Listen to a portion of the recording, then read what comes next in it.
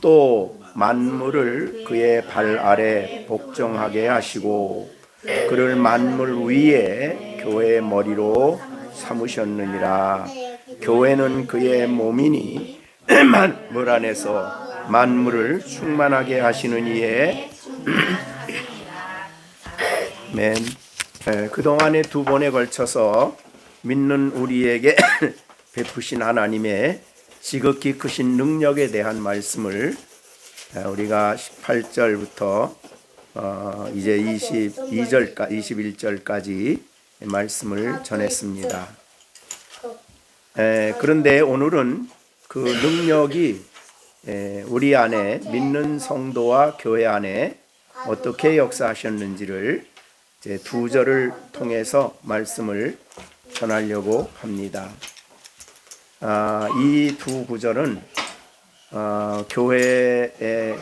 교회를 설명하는 굉장히 중요한 교리 중에 하나입니다. 그래서 바울 사도도 이 말씀을 얘기했고 로마서에서 고린도전서에서 에베소서에서 교회를 설명하면서 이 교회를 그리스도의 몸이다. 그리고 그리스도는 교회의 머리다. 이 진리를 중요하게 교회를 설명하는 진리로 설명을 하셨습니다. 오늘날 교회 그러면 많은 사람들이 예배당을 생각하고 교회 간다 그러면 예배당 간다 이런 생각을 하는데 사실은 교회에 대한 이 중요한 교리를 알지 못하고 교회 생활을 한다 그렇게 생각이 됩니다.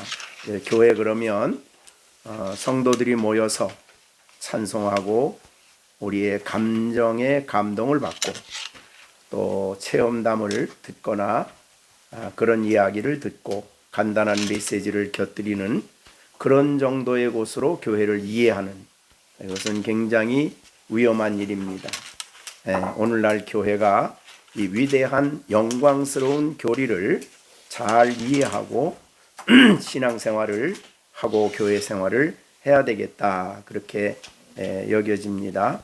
물론 이제 에베소서 4장 12절부터 16절에 가면은 이 진리를 더 적용해서 풍성하게 설명을 합니다. 그래서 우리의 교회 신앙인의 교회 성장에 있어서 굉장히 중요한 진리가 바로 이 진리이기 때문에 좀 더 자세히 설명을 합니다. 오늘은 두 절에 걸쳐서 바울 사도께서 성령의 감동으로 강조하신 말씀을 몇 가지 정리해 보고자 합니다. 이 지극하신 하나님의 거룩한 능력이 교회에 어떻게 역사했느냐 그것을 말씀하는 건데 자 오늘 첫 번째로 본문을 통해 보여주신 것은 하나님께서 믿는 사람들을 그리스도의 몸인 교회에 속하게 하셨다.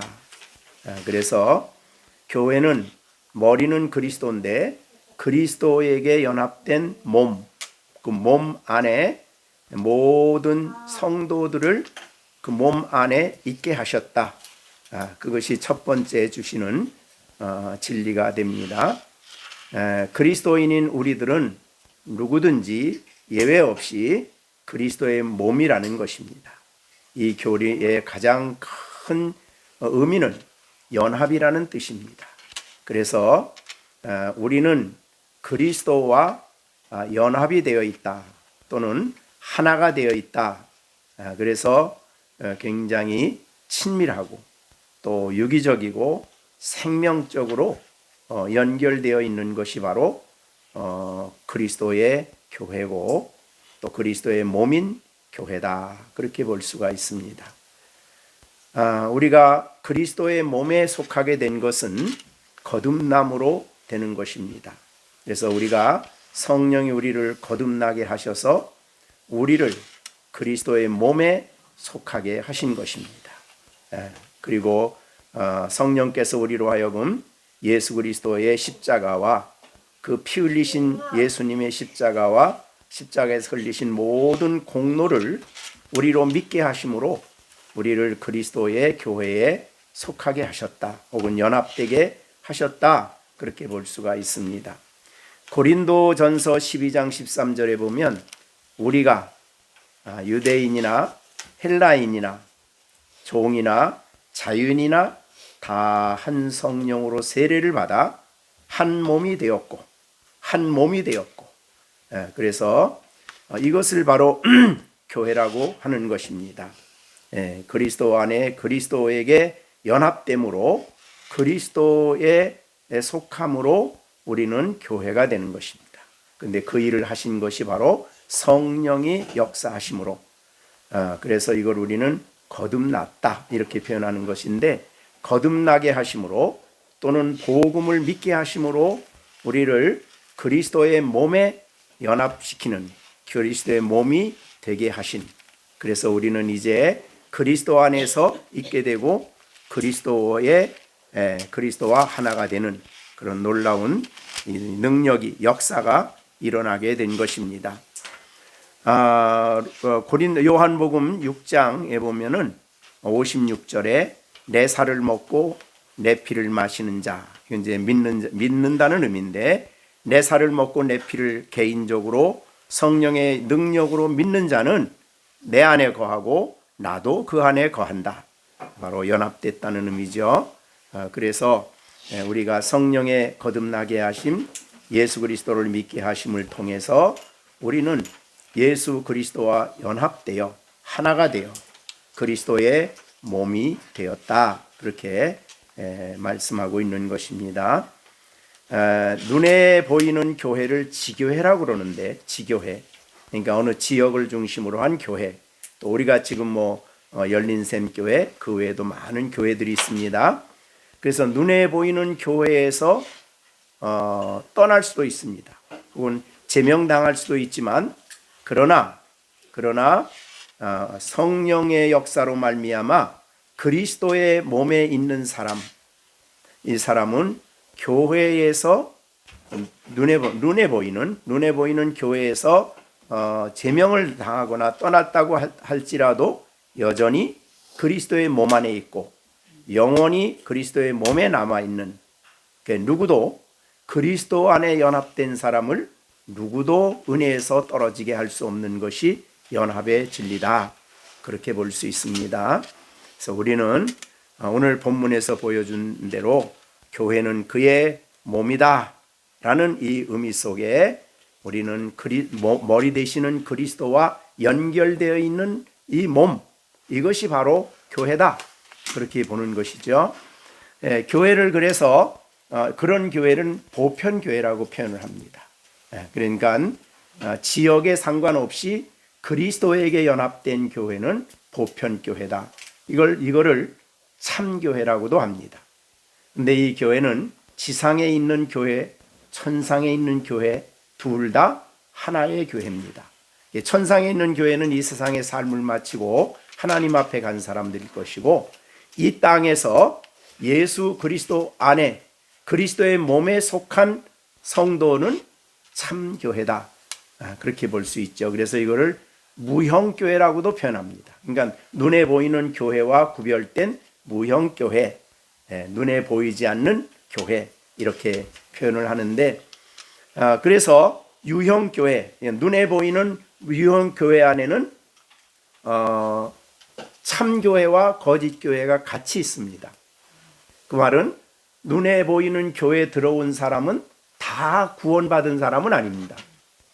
구원 안 못 받은 사람도 교회 안에 들어갈 수 있죠. 그래서 눈에 보이는 교회 안에는 참교회와 거짓교회가 같이 공존합니다. 그래서 여러 가지로 많은 문제가 교회 안에 일어납니다.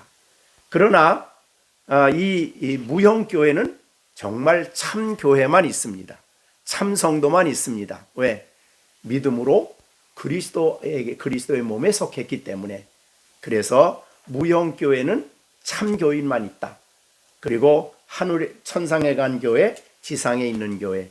천상에 있는 교회는 승리한 교회고, 지상에 있는 교회는 싸우는 전투하는 교회라 그럽니다.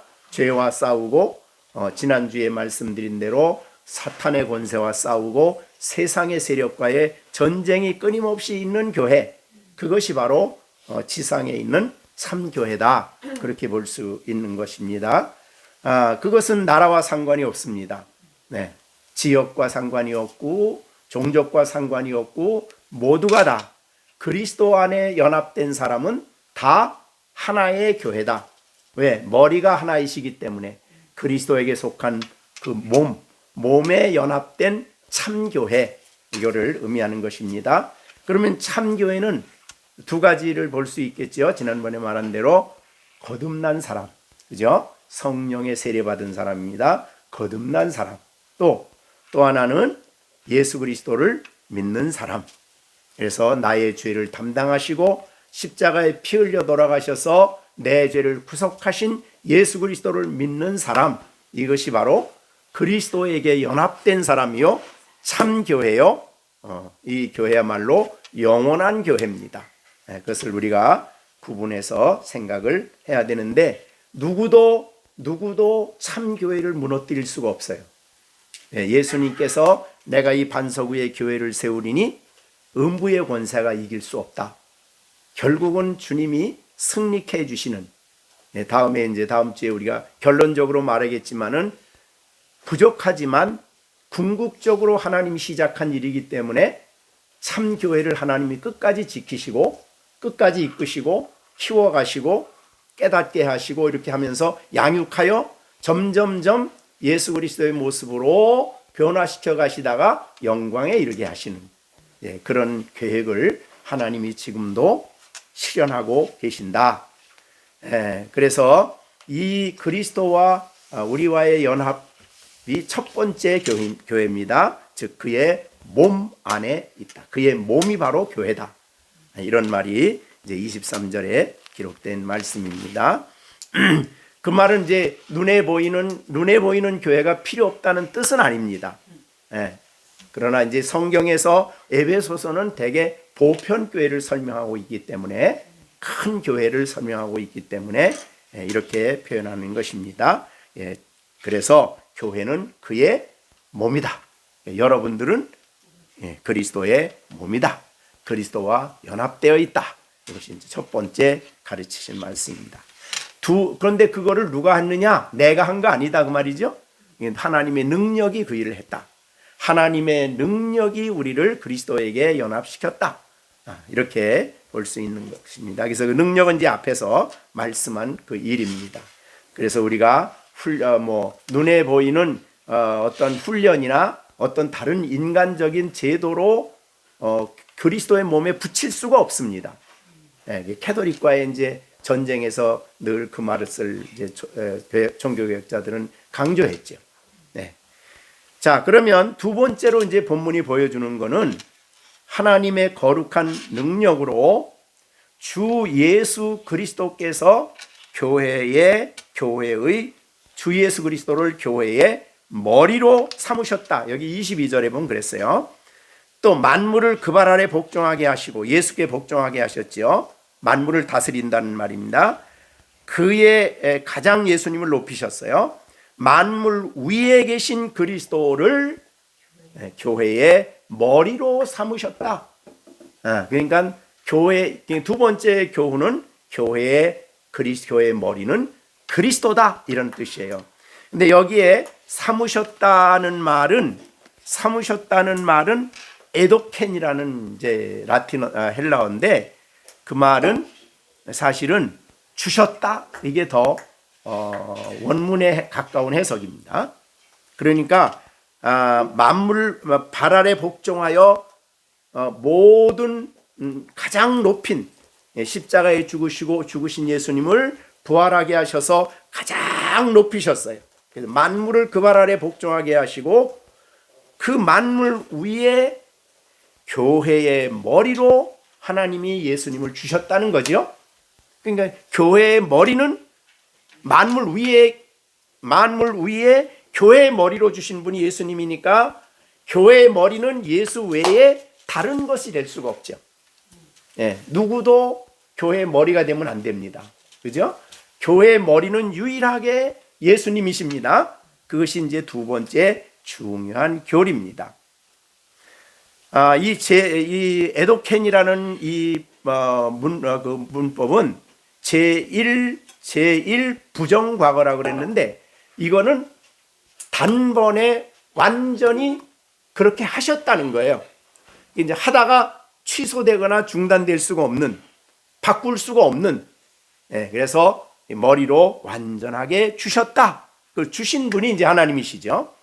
그래서 하나님께서 그를 만물 위에 교회의 머리로 주셨다. 이렇게 우리가 봐야 되는 것입니다. 자, 머리 그러면 굉장히 우리 몸과 머리와 굉장히 여러 가지 생각을 할 수가 있어요.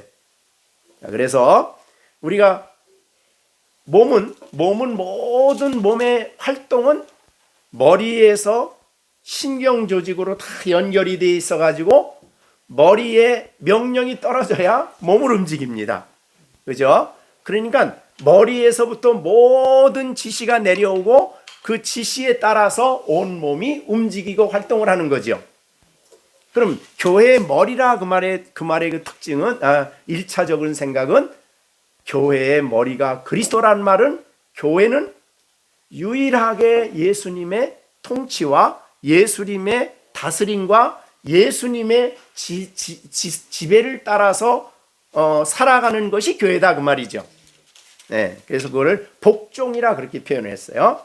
자, 에베소서 5장에 23절 24절에 보면 이렇게 표현이 됐습니다. 남편은 아내의 머리다. 그렇듯이 머리됨이 그리스도께서 교회의 머리됨과 같다. 그러니까 가정을 설명하면서 남편은 아내의 머리다. 이거는 그리스도께서 교회의 머리됨과 같다. 그렇게 같다 그랬으니까 교회의 머리는 예수님이신데 그 예수님이 교회의 머리로서 활동하듯이 가정에서 남편은 아내의 머리다. 이렇게 된 거죠. 그리고 그가 몸의 바로 구주시다. 그 다음에 24절. 그러므로 교회가 그리스도께 하듯 아내도 범사에 자기 남편에게 복종하라. 그럼 하듯이라는 그 내용은 뭐예요? 교회가 그리스도에게 복종하듯 이렇게 된 거죠.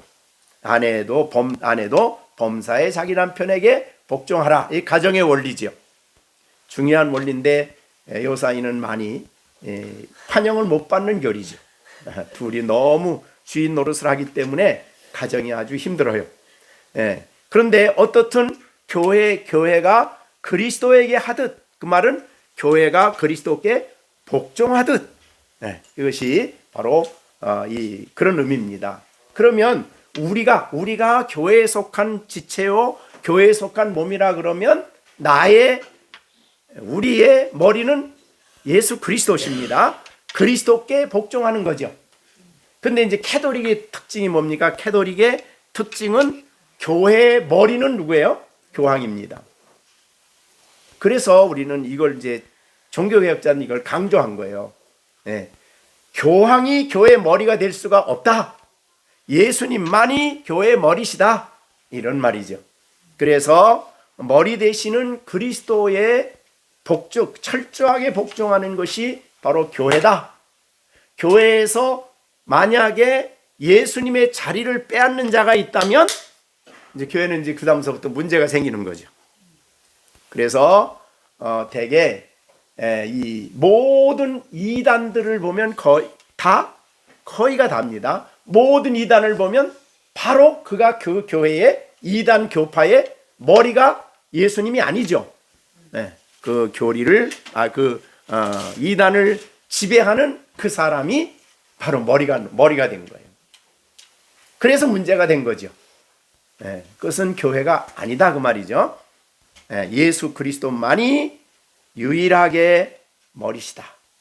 그래서 우리는 그분에게 복종한다. 그런 의미가 있을 뿐만 아니라 또한 우리 모든 머리와 이 몸이 떨어졌다. 끊어졌다. 그럼 어떻게 될까요? 자, 우리 정시원 머리하고 몸하고 끊어졌다. 그럼 어떻게 될까요? 몸은 그건 죽지요. 자, 손이 하나 병들어서 손을 잘랐어. 그래도 몸은 살아. 그런데 머리하고 몸하고 끊어지면 그거는 못 사는 거예요. 왜냐하면 머리로부터 모든 이 지시와 생명이 공급되기 때문에 그래요. 야, 그래서 그리스도와 끊어지는 거는 이거는 정말 영적으로 죽은 삶을 살아가는 거예요. 그러니까 엄청 중요한 진리입니다. 그래서 요한복음 15장에서는 예수님이 포도나무 비유를 설명하면서 나는 포도나무요 너희는 가지다. 그 말이 뭐예요? 가지는 포도나무로부터 모든 걸 공급받는 거예요. 자, 양분도 공급받지요, 수분도 공급받지요. 그런데 정시준이 가지가 나무에서 잘라졌어. 그럼 그 가지는 어떻게 될까요? 그 죽지요. 자, 그러니까 우리도 예수님으로부터 모든 은혜를 공급받고 모든 걸 다 공급받아야 되는데 끊어졌어. 그 영적으로 그걸 죽음이라 그래. 그죠? 하나님 그래서 아담이 허물과 죄로 죽은 이유는 하나님과 관계가 끊어진 겁니다. 왜? 다른 주인을 섬겼거든요. 아담의 주인은 자기였어. 근데 그 배후에는 이제 사단이 있는 거고. 자, 그래서 이거는 굉장히 중요한 원칙입니다. 아주 중요한. 그래서 우리 몸의 모든 것이 머리로부터 와야 된다. 그 말이죠. 그것이 바로 오늘 중요한 진리가 되겠습니다. 자, 그러면 우리가 실제로 우리는 머리로부터 우리가 모든 몸이 지시를 받고 우리가 진리가 우리를 지배하고 그분이 통치가 우리에게 이루어지는 방법이 뭐냐 하면 말씀을 통해서 하는 거예요. 그래서 말씀을 통해서 우리를 지도하고 가르치고 우리는 주님의 말씀에 순종함으로 예수님의 통치 속에 살아가는 거죠. 성령께서는 말씀을 사용하셔서 그 진리를 사용하셔서 우리를 가르치고 교훈하고 인도하고 역사하는 거죠. 그래서 성령을 그리스도의 영이라고도 얘기를 해요. 왜? 그리스도의 뜻을 따라 우리 가운데서 역사하시기 때문에 그리스도를 보여주시고 그리스도의 말씀을 듣게 하시고 깨닫게 하시고 그리스도의 말씀을 받아들이게 하는 거예요. 그게 바로 예수님께 순종하는 거지. 자, 그래서 우리가 예수님께 순종한다 그 말은 다른 말로 표현하면 예수님의 말씀을 따라서 순종하는 거죠. 자, 그러면 주님의 말씀에 따라서 우리가 순종하려면 말씀이 항상 어디에 있어야 될까요? 우리 마음 가운데 그 말씀이 있어야 되겠죠. 말씀 없이 나는 예수님께 순종합니다. 이게 안 되는 거예요. 그래서 하나님 말씀이 우리 안에 있어야 되는 거죠. 그죠? 자, 그래서 성경에는 이 하나님의 말씀이 우리 가운데 늘 있어야 될 것을 우리에게 요구를 하시고 있어요. 자, 그러면 성경 66권이 있는데 그 중에 우리가 다는 모르지만 우리에게 하나님 말씀이 우리 안에 마음에 있어야 된다는 거죠. 그래서 골로새서 3장 16절에 보면 그리스도의 말씀이 너의 속에 풍성히 거하게 하라. 그럼 어떻게 하면 거하게 할까요? 자, 풍성히, 실령이 하나님 말씀이 실령이 마음 안에 풍성히 거하게 하려면 어떻게 하면 될까요? 읽어가지고 될까요? 암송을 해야 되겠죠. 그죠? 그래서 골로새 3장 16절을 우리가 알려면 거기에 말씀이 너의 속에 풍성히 거한다라는 말은 말씀이 너의 속에 거주한다는 거예요. 우리 마음 가운데. 그래서 그 말씀이 활동하고 역사해야 된다는 거예요. 그것이 바로 거하란 뜻입니다. 그래서 여러분들이 이제 암송을 하시는데 그게 굉장히 중요한 거죠. 욥기 32장 18절에 보면 엘리후가 그런 말을 해요. 내 속에는 말씀이 가득하다 그랬어요. 어떻게 가득하다는 게 어떻게 성경 성경이 어떻게 말씀에 가득할까요? 네, 암송이 필요해요. 자, 초대교회는 성경이 욥기가 있었을 때나 구약시대 때는 개인이 성경을 가졌어요? 못 가졌어요? 못 가졌어요. 그러면 이제 어떤 사람, 제사장이나 회당이나 뭐 그런 특별한 장소나 왕이나 뭐 이런 사람들이 성경을 옆에 이렇게 등사했는데 지금같이 이렇게 조그만 인쇄가 돼서 볼 수 있는 게 아니죠. 전부 다 필경을 했어요. 그러니까 유대인의 회당에 들어가면 성경 보관하는 장소가 있어요. 거기에 보면 이제 이런 통에다가 양피지에다가 성경을 써서 여기다 집어넣어요. 그러니까 그거는 이제 질그릇으로 만드는 항아리인데 그 항아리가 가득 있어요. 그 방에는. 왜? 너무 많아요. 지금은 여러분들이 가지고 다니지만은 누구도 성경을 가지고 다닐 수가 없어요. 그러면 이제 안식일에 성경을 읽고 성경을 가르쳤어. 그러면 그 말씀을 들은 성도들은 어떻게 해야 될까요? 써요. 외워요. 외우지요. 그래서 그날 받은 말은 중요한 말씀을 딱 외워요. 유대인들에게 가장 중요한 특징은 성경을 암송하는, 아주 암송할, 성경을 암송. 네, 성경에 있는 중요한 구절을 또 내용을 암송을 해요. 그러니까 그래서 그렇게 해서 가지고 다니는 거예요. 자, 북한에도 지금이야 성경이 많이 들어가지만 북한에도 옛날에 성경이 안 들어갔을 때는 성경 한 구절을 성경을 가지고 돌아가면서 봤대요. 그 가정교회에서. 그럼 여러 가지 여기서 이제 와서 에베소서 1장을 에베소서를 봤어. 그럼 거기 본 사람들은 이거를 딴 사람들 다른 데로 가야 되니까 그 내용을 어떻게 해야 될까요? 외웠어요. 그렇게 외웠다고 그러더라고요. 그러니까 우리는 지금 이게 가지고 있다는 게 편해서 좋긴 좋은데 암송을 잘 안 해. 그래서 이게 좀 문제가 되는데 어떻든 말씀이 우리 속에 풍성히 거하는 일이야말로 예수님의 왕 되심을, 머리 되심을 인정하고 그분의 말씀이 내 안에 활동하고 역사를 해야 된다는 거죠. 네, 이것이 바로 오늘 우리에게 중요한 교훈으로 주였습니다. 예수님이 머리라 그랬는데 내가 좋을 대로 행동해. 그럼 어떻게 되는 거예요? 머리가 아니죠. 누가 머리 노릇하는 거예요? 자기. 내가 죄 중에 가장 큰 죄는 뭐냐면 예수님의 자리를 뺏는 거예요.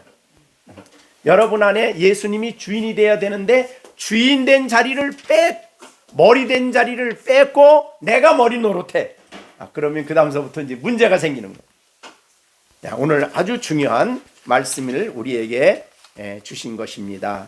그래서 예수님이 여러분들의 삶 속에 이 진리의 말씀을 주실 때 그 말씀 마음에 간직하고 때로는 귀한 말씀은 마음에 묵상하고 그 말씀을 암송하고 그 말씀을 여러분 시편 1편에 복 있는 사람은 여호와의 말씀 뭐 하는 사람이에요? 주야로? 그럼 주야로 어떻게 묵상해? 다닐 때 어떻게 성경 가지고 다니나요? 구약에? 두루마리 가지고 다녀요? 아니죠. 암송이에요. 암송하면서 그 내용을 또 묵상하고 그래서 성경에 묵상한다는 말은 옛날에 많이 썼는데 지금은 여러분 성경에 보면 묵상이라는 말을 뭘로 말하냐면 읊조리며 그랬어요. 읊조리며. 그러니까 읊조리며가 이제 옛날에 묵상을 읊조리며 그래. 읊조린다는 게 무슨 뜻이냐면 입으로 그걸 외우는 거예요. 자꾸 입으로 계속해서 길거리 다니면서도 계속 그렇게 읊조린다 그래요. 그걸. 그리고 그 뜻이 무엇인가를 생각하고 내가 이 말씀을 어떻게 해야 될지를 생각하고 그렇게 하는 것이 바로 구약 성도들이었어요. 근데 나는 직접 보지는 못했는데 유대인들 중에도 정통 유대인들이라는 사람이 있어요. 메시아닉 그 사람들은 군인도 안 가고요. 그 사람들은 생활비를 국가에서 다 줘요. 정통 유대인들이에요. 왜 생활비를 대주냐면 너희들은 딴 거 하지 말고 나라를 위해서 기도해라. 그게 정통 유대인들이에요. 그 사람들은 길거리에 옷도 다 다르게 입어.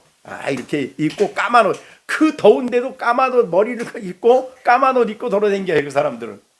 그게 정통 유대인들이라고 그러는데 그 가운데서 랍비도 나오고 그러는데 그 아이들이 대학을 가기 전에는 1년 동안 성경 학교를 다닌대요.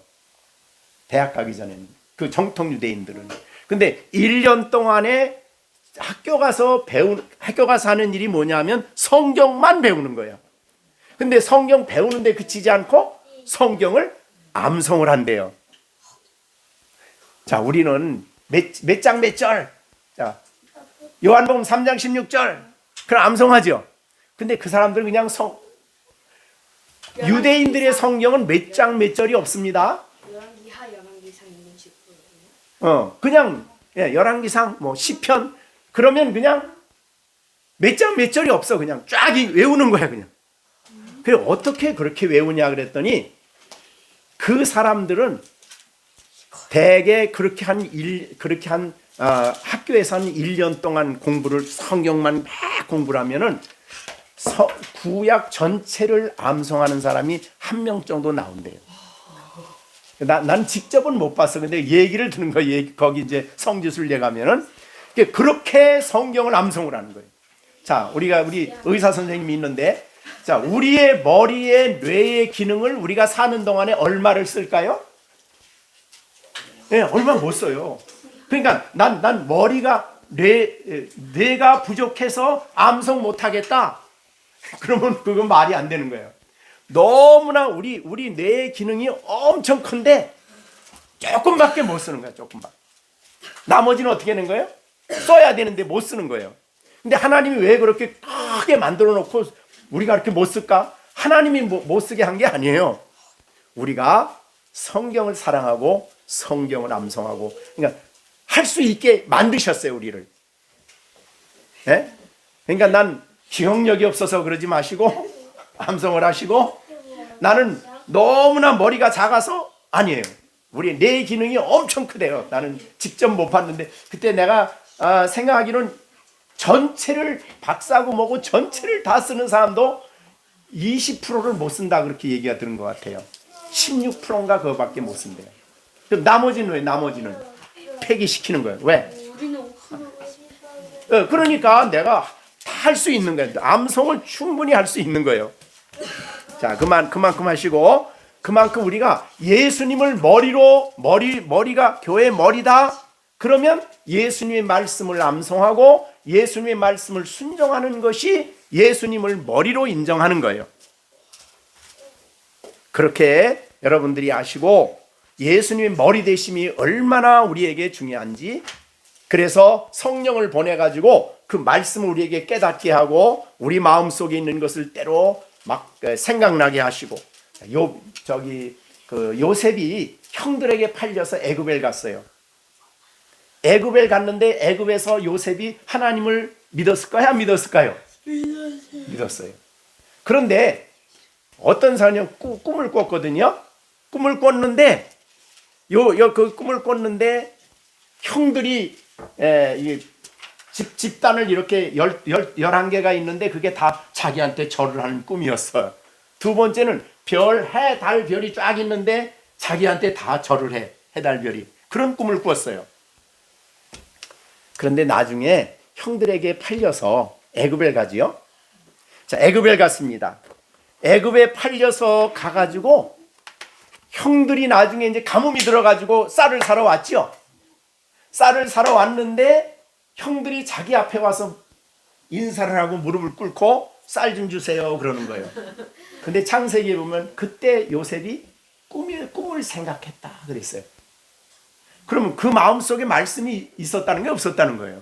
그렇죠. 하나님이 주신 계시가 그 구약에 이제 꿈으로 준 계시가 있었지만 그 마음속에 있었어요. 그래서 그 말씀이 생각이 난 거죠. 하나님의 성령이 있는 거를 생각나게 하신 거예요. 그래서 사실은 형들 때문에 고생 많이 했잖아요. 팔려가지고 노예로 팔려가지고 일을 박박할 만하죠. 네? 그냥 근데 형들이 와서 탁 하고 꿈을 생각하고 난 다음에 요셉이 뭐라 그러냐면 나를 이곳에 보낸 것은 하나님입니다. 이렇게 얘기를 해요. 그러니까 원한이 다 풀어진 거예요. 한꺼번에 다. 하나님이 당신들을 위해서 또 많은 사람들을 살리기 위해서 나를 먼저 이곳으로 보냈습니다. 이렇게 얘기한 거예요. 그러니까 말씀이 없었다면 그 사람이 그런 걸 했겠느냐 이 말이에요. 그러니까 말씀이 우리 안에 있게 되면 때를 따라 성령은 우리 안에 있는 그 말씀을 기억나게도 하시고 생각도 하게 하셔서 문제를 풀어가게 하신다 그 말이죠. 그래서 우리가 하나님께 순종하는 삶을 살아갈 수가 있게 된 거예요. 근데도 형들은 굉장히 두려웠죠. 나중에 아버지가 돌아가시고 난 다음에 장례식 다 마치고 와서 형 요셉한테 가서 이제 얘기하죠. 뭐라고 얘기한 거? 우리가 아버지가 계실 때 유언을 남겼는데 형 요셉한테 얘기해가지고 형들한테 보복하지 말라고 아버지가 얘기했다고. 했을까요? 안 했을까요? 안 했어요. 너무 두려우니까. 사실은 요셉이 한마디면 다 끝나잖아요. 그런데 요셉은 그때도 위로를 해요. 형들을. 걱정하지 마십시오. 내가 당신들과 당신의 자손들을 다 먹여 살릴 겁니다. 왜 그래요? 하나님이 자기가 총리 되게 한 거지 내가 총리가 된 게 아니거든요. 이때 이 어려운 때에 구약 교회를 먹여 살리고 보살피라고 나를 여기로 보냈다는 게 하나님이. 그렇게 이해할 수 있던 것이 말씀이 있었기 때문에 그런 생각을 할 수 있었던 거죠. 형들은 말씀이 없었기 때문에 그냥 동생을 팔아먹고 그런 짓을 했지만은 그러니까 하나님 말씀이 우리 안에 풍성히 거하는 것이 굉장히 예수님을 머리로 삼는 성도들에게는 굉장히 중요하다. 뭘 하든지 간에. 그래서 우리 아이들만 지금 우리 열린샘교회 시온이, 시준이, 시령이 지금 암송하는데 시완이도 하나? 네. 어른들도 하셔야 돼요. 장년들도 하셔요. 장년도 하셔서 내 마음속에 하나님 말씀이 풍성히 거해야 우리가 주님의 통치와 그리스도의 머리 되심을 인정하고 그리스도의 통치와 다스림 속에 살아가게 된다는 것입니다. 자, 그 다음에 세 번째입니다. 세 번째. 에베소 여기 세 번째는 무슨 말씀이냐면 아주 중요한, 아주 너무너무 은혜로운 말씀이에요. 23절. 교회는, 자, 시준이 읽어봐요. 23절. 정시준, 뭐야 정시준? 정시준. 23절 읽어봐요.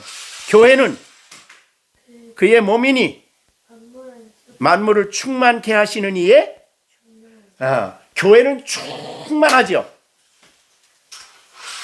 어느 정도 충만해요? 예수님이 만물을 충만케, 세상에 만물은 모든 거예요. 하나님이 창조한 모든 것을 충만케 해요. 왜? 그래서 나무가 자라고 봄이 되면 꽃이 피고 아름답게 모든 것이 다 모든 것에 하나님의 지혜가 충만하고 여기 충만은 신성의 충만이에요. 신성. 하나님의 지혜가 충만하고 능력이 충만하고 거룩이 충만하고 사랑이 충만하고 모든 신성의 충만함이 만물에게 나타나 있어요. 만물을 그냥 막 지은 게 아니에요. 만물은 하나님의 신성의 충만을 나타내기 위해서 만물을 지었어요. 그런데 그 충만이 이제는 어디에 와요? 몸에 와요. 몸. 교회에 온다 이 말이죠. 예수 그리스도의 머리에 충만한 것이 이제는 교회에 충만이 와요. 자, 여러분, 이게 성경의 진리예요. 그러니까 우리 특히 그리스도 안에 있는 여러분들은 그래서 충만해야 돼요. 충만해야 돼요. 신성이 충만해야 돼요. 자, 골로새서 2장 9절 한번 보겠습니다. 골로새 2장 9절. 요거는 이제 우리 시준이가 읽어봐야 되겠네. 시원이가 읽어봐야 되겠네. 골로새서 2장 9절. 그 안에는 골로새서 2장 9절. 그 안에는 이제 그리스도 안에요. 안에는 신성의 모든 충만이 육체로 거하시고 너희도 그 안에서 그 안에 그리스도 안에서 어떻게 됐어요? 충만해졌다. 그는 모든 통치자와 권세의 머리다. 그러니까 예수 안에 충만이 이제는 몸에 충만이 됐다는 거예요. 야, 그러니까 이게 얼마나 놀라운 일인지 보십시오. 머리에 부어진 충만이 이제는 우리 몸 교회 안에 충만해졌다. 한번 우리를 돌아보시길 바랍니다. 충만하십니까? 아마도. 자, 우리 요한복음 1장 16절 보세요. 1장 16절. 요한복음 1장 16절 잘 아는 암송하는 거 아니에요? 우리가 다 그의 충만한 데서 받으니 은혜 위에 은혜라는 말, 은혜 위에 은혜라는 건 무슨 뜻이에요? 은혜가 있는데 또 은혜니까 그럼 어떻게 된 거예요? 충만하다 그런 뜻이죠. 은혜 충만이요. 야, 시편 133편에 보면 그랬어요. 시편 133편 2절. 머리에 있는 보배로운 기름, 머리에 부어진 보배로운 기름, 이게 제사장에게 하는 거거든요. 머리에 기름을 부으면 머리만 졌나요? 네. 수염으로 내려와서 그의 옷깃까지, 저 옷깃까지 싹 벗게 기름을 부어야 되는 거예요. 제사장 하려면 이제 기름을 붓거든요. 기름을 붓는다고 그럴 때 우리 쫄쫄쫄 여기만 젖게 기름 붓는 게 아니라 옷을 입었으니 제사장이 여기에다 막 쏟아 부어가지고 그 기름이 어디까지 내려가야 돼요? 수염을 타고 내려가가지고 옷을 적셔가지고 옷깃이란 말은 이게 옷의 맨 마지막 부분이에요. 자, 거기까지 완전히 젖는 거예요. 그거를 기름 붓는다 그래요. 그래서 그걸 충만이라는 말로도 쓰고. 그러니까 머리는 여기서 머리는 누구예요? 신약적으로 복음적으로 말하면 머리는 그리스도지요. 그리스도에게 부어진 모든 충만이 그에게 연합된 몸인 우리 안에도 충만하게 부어진다는 거예요. 야, 그것이 이제 아까 말한 요한복음 1장 16절이죠. 충만한 데서 받으니 은혜 위에 또 은혜야. 그러니까 충만하죠. 그래서 그리스도의 몸된 우리는 예수 안에 충만한 것이 충만해졌다. 골로새서 2장 10절이죠. 네. 그래서 우리는 신성에 대해서 우리가 소요리 문답 지난번에 얘기했죠. 빨리 4번. 소요리 문답 4번 뭐죠? 하나님은 스스로 영이시니, 하나님은 영이시니 존재하심과 거룩하심과 공의와 인자하심과 진실하심이 무한하시고 영원하시며 불변하십니다. 영원하시고 무한하시고 불변이라는 요 세 가지는 하나님과 우리와 나눌 수 없는 신성이에요. 요거는 하나님만이 가지는 신께만 있는 신성이죠.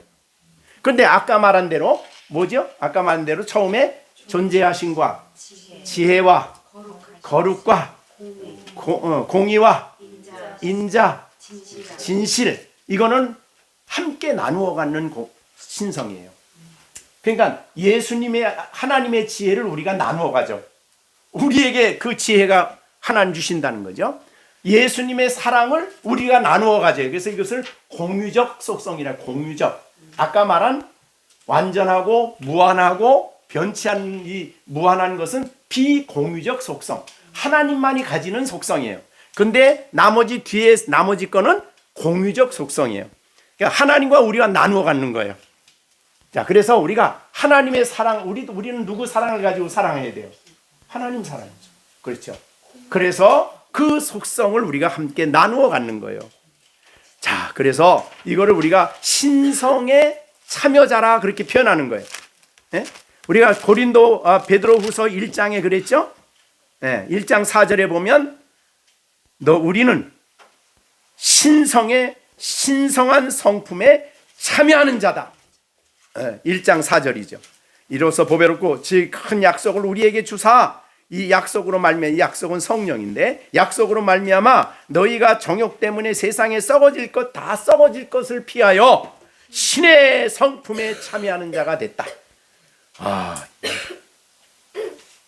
그래서 자, 우리가 아까도 얘기했지만 봄에 꽃이 펴. 자, 꽃을 보면은 믿는 사람들은 어떤 생각을 해야 돼요? 야, 꽃 보고 야, 하나님 지혜롭다. 어떻게 저렇게 꽃을 저렇게? 그렇죠? 하나님의 지혜를 보여주는 거예요. 그럼 우리가 시준이를 보면은 얘 안에 뭐가 있어요? 야, 하나님의 지혜가 쟤한테 있네. 이렇게 되는 거죠. 그죠? 예. 그러니까 하나님께 있는 사랑이, 하나님께 있는 속성이 우리 안에 충만해지는 거라 이 말이죠. 예. 그러니까 이게 교회가 됐다는 것이 얼마나 놀라운 사실인가를 깊이 생각을 하셔야 돼요. 그래가지고 초대교회 성도들 보면 그 성도들을 얘기할 때에 초대교회에 보면 사도행전에 보면 7집사를 뽑는 내용이 나오죠. 일꾼을 뽑는데 그 자격을 보니까 어떻게 됐냐면 사도행전 6장 3절에 형제들아 너희 가운데 성령과 지혜가 충만하여. 그러니까 충만한 사람들이요. 성령과 지혜가 충만해. 그러니까 이게 그리스도의 몸의 특징이에요. 충만은. 그래서 목사님이 시온이를 딱 들여다보면 시온이한테서 뭐가 보여야 돼요? 하나님의 성품, 하나님의 신성이 보여야 되는 거예요. 그래서 그리스도의 형상이라 그래요. 그래서 예수님의 모습을, 그러니까 우리가 목사님이 시령이를 딱 보면, 믿는 시령이를 보면 누가 생각이 나야 돼요. 하나님이 생각이 나고 예수님이 생각이 나고. 그래서 그리스도를 생각나게 하는 사람이 그리스도인입니다. 예수님 안에 그걸 이제 우리는 하나님의 형상을 닮아간다, 그런 표현으로도 쓰죠. 자, 우리가 그리스도, 우리가 그의 충만한 데서 받으니 은혜 위에 은혜예요. 진리가 충만하고 은혜가 충만하고. 자, 포도나무의 가지인 여러분들은 나무로부터 모든 걸 공급받아야 돼요. 그죠? 그래서 수분도 와야 되고 양분도 와야 되고, 그래서 열매를 많이 맺는 거죠. 근데 딱 끊어져서 관계가, 그러면 열매를 못 맺죠. 죽는 거죠.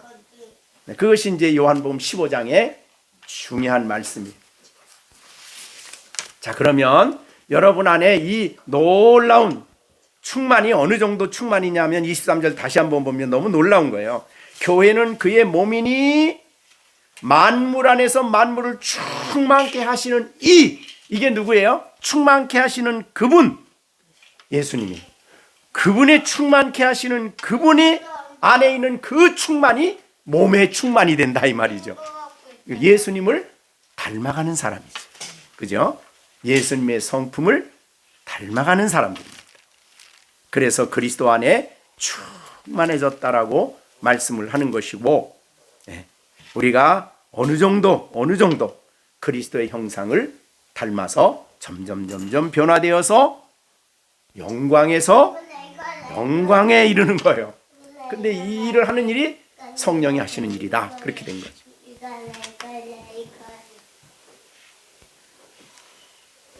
자, 우리는 그래서 이 충만이라는 말을 그리스도 안에 몸이기 때문에 충만이라는 말을 우리가 하거든요. 이것을 여러분들이 잘 생각하시고, 오늘 세 가지 결론을, 세 가지로 말씀을 강조했어요. 자, 첫째는 이 진리를 통해 뭘 보여주었어요? 연합. 그죠? 그리스도와 연합. 두 번째는 교회, 우리의 머리는 그리스도. 그 다음에 세 번째는 그리스도의 충만이 우리의 충만. 이렇게 결론을 우리가 정리를 할 수가 있겠습니다. 우리가 믿기 전에는 다 아담 안에 있어서 전적으로 부패했어. 그래서 부패한 사람의 특징은 누가 주인 노릇한다고? 정시원. 내가 주인 노릇해. 내 맘대로 내가 하고 싶으니까. 내가 하고 싶은데 왜 하지 말라 그래? 왜 내가 하고 싶은데? 그 전부 다 누가 주인이요? 나. 그거는 그리스도인이 그렇게 하면 안 되는 거죠. 그러니까 우리 예수 믿는 사람, 그래서 항상 뭘 생각해야 돼요? 주님의 뜻이 무엇인가? 그래서 세월을 아끼라, 때가 악하니라. 그러므로 이는 우리가 어리석은 자가 되지 말고 오직 주의 뜻이 무엇인가 이해하라. 그것이 이제 우리가 세월을 아끼는 방법이에요. 자, 그러면 주의 뜻이 중요한 거예요. 근데 마귀는 거짓말을 자꾸 만들어내기 때문에 멸망으로 가게 되고, 예수님의 지혜는, 예수님이 주시는 말씀은 너무너무 우리에게 복된 거죠. 자, 그렇게 해서 이제 우리는 믿기 전에는 부패한 우리의 본성이 죄성을 따라 주인 노릇했지만, 이제 그리스도 안에 있는 우리는 다 예수님의 몸이요, 머리가 예수님이시고, 그 다음에 예수님의 충만하신 것으로 충만한 삶을 살아가는 우리가 돼야 된다, 그런 뜻이죠. 자, 이제 여러분, 내가 누군가를 바로 아시겠습니까? 나는 그리스도의 몸이다. 자, 이거를 여러분들이 잊지 마시기를 바랍니다. 오늘 주신 이 진리를 여러분들이 정말 믿으십니까?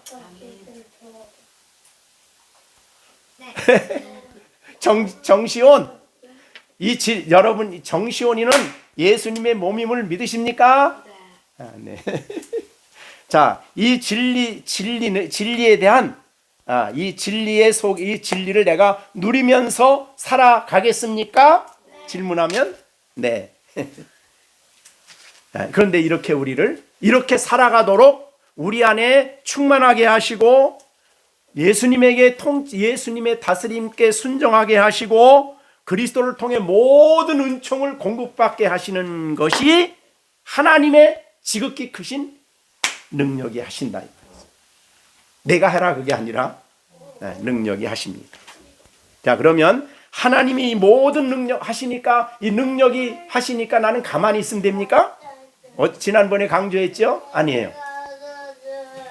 그게 아니고 예수님의 말씀을 우리가 순종해 가면 우리 안에 있는 그 능력이 우리 안에 역사를 하게 되죠. 그 능력이 우리 안에 부어지는 거예요. 그래서 죄를 짓고 난 다음에도 내가 왜 죄 졌나? 내가 하나님이 하지 말게 하지, 죄 짓지 말게 하지, 그러면 안 되는 거예요. 죄를 짓지 않도록 우리가 단호하게 죄와 싸울 때 하나님의 능력이 내 안에 부어져서, 능력이 들어와서 나는 죄를 이길 수 있는 힘을 주신다, 그 말이죠. 그래서 내가 넘어졌을 때 핑계를 대고 나는 아무 책임이 없다 그러면 안 되는 거죠. 그래서 우리가 로마서 7장 다시 한번 좀 봅니다. 로마서 7장에 보면은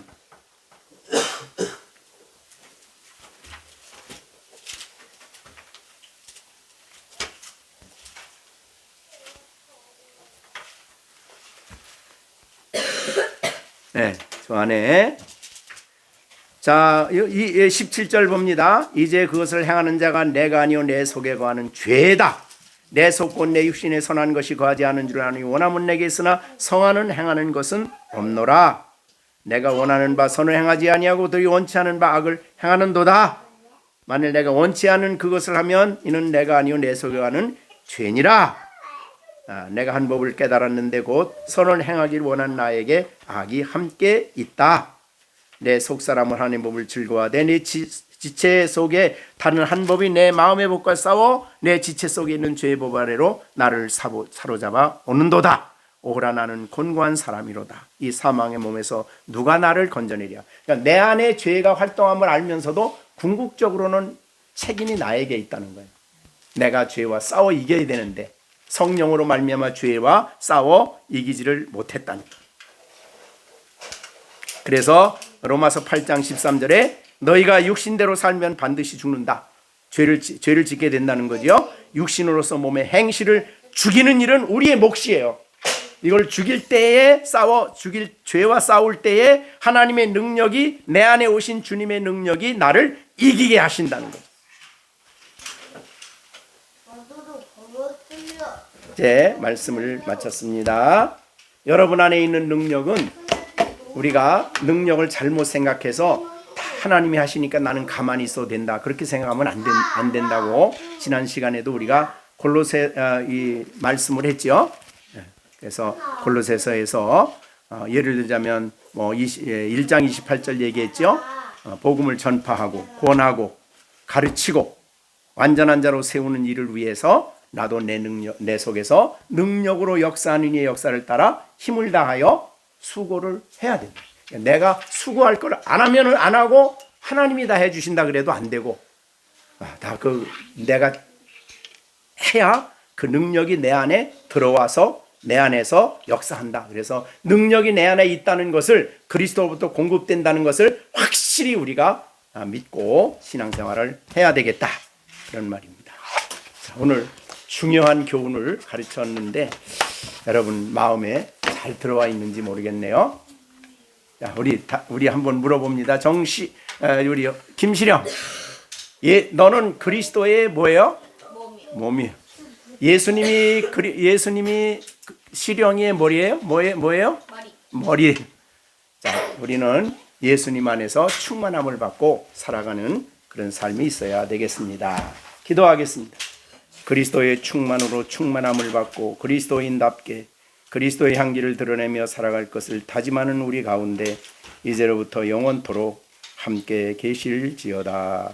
아멘.